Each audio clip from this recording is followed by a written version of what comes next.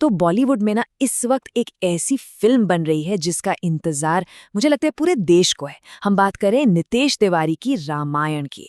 और इसका क्रेज, इसका उत्साह इतना जबरदस्त है कि मतलब इसकी जरा सी भी कोई खबर आती है ना, वो फौरन सुर्खियां बन जाती है। तो सवाल यही उठता है कि क्या ये फिल्म इतनी सारी उम्मीदों पर खरी उतरकर वाकई बॉलीवुड की सबसे बड़ी हिट बन पाएगी? चलिए, अब तक जो भी जानकारी हमारे सामने आई है ना, उसके आधार पर इस पूरी बात को समझते हैं। इस पूरी बात को समझने के लिए हम इसे 5 हिस्सों में देखेंगे। सबसे पहले बात करेंगे कि पूरे देश में माहौल क्या है। फिर राम और रावण के किरदारों को थोड़ा और जानेंगे। इसके बाद कहानी और वीएफएक्स का स्केल कैसा होने वाला है, ये देखेंगे। फिर एक्शन, म्यूजिक, इमोशंस पर बात होगी।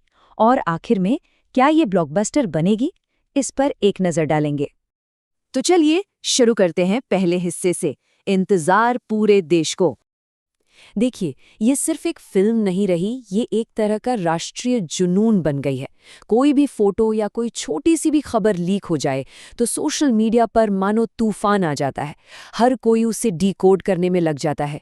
और यही बात दिखाती है कि लोगों की उम्मीदें इस फिल्म से कितनी कितनी ज्यादा जुड़ी हुई हैं। अब बात करते हैं कहानी के दो सबसे अहम किरदारों की, राम और रावण। तो जो खबरें हैं उनके मुताबिक रणबीर कपूर के जरिए भगवान राम को सिर्फ एक आदर्श राजा ही नहीं बल्कि एक भावुक इंसान के तौर पर भी दिखाया जाएगा। उनका लुक एकदम सादा, दिव्य और शांत रखा गया है। मतलब दिव्यता और मानवीय भावनाएं दोनों का एक संतुलन देखने को मिलेगा।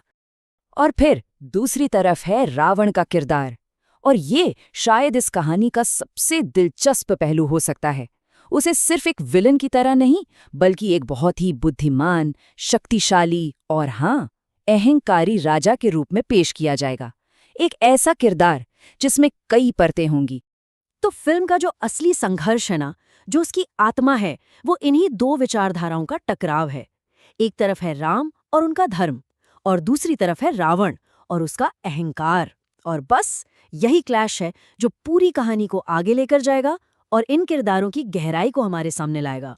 चलिए अब जरा ये देखते हैं कि कहानी और विजुअल इफेक्ट्स का जो पैमाना है वो कितना बड़ा, कितना ग्रैंड होने वाला है।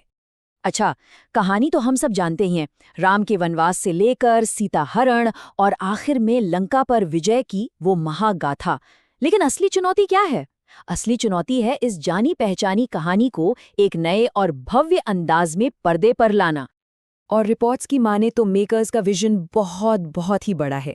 कहा जा रहा है कि फिल्म में हॉलीवुड लेवल के विजुअल इफेक्ट्स यूज होंगे ताकि लंका का वो भव्य रूप और युद्ध के वो विशाल सीन पर्दे पर एकदम जिंदा हो उठें।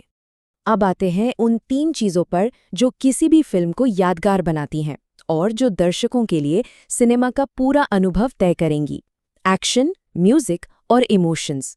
ये एक लाइन मुझे लगता है फिल्म के पूरे सार को ना बहुत ही खूबसूरती से बयां कर देती है। ये सिर्फ एक लड़ाई नहीं है, ये 2 सिद्धांतों, 2 विचारधाराओं के बीच का महायुद्ध है।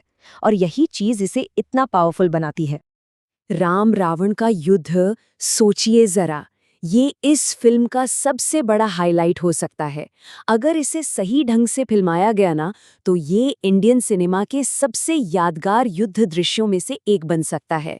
इसके लिए सिर्फ दमदार एक्शन ही नहीं बल्कि एक ऐसा रोंगटे खड़े कर देने वाला बैकग्राउंड स्कोर भी चाहिए होगा। तो चलिए अब घूम फिरकर अपने उसी शुरुआती सवाल पर वापस आते हैं। क्या ये फिल्म एक ऐतिहासिक, एक हिस्टोरिक ब्लॉकबस्टर बनेगी? देखिए, बात सीधी सी है।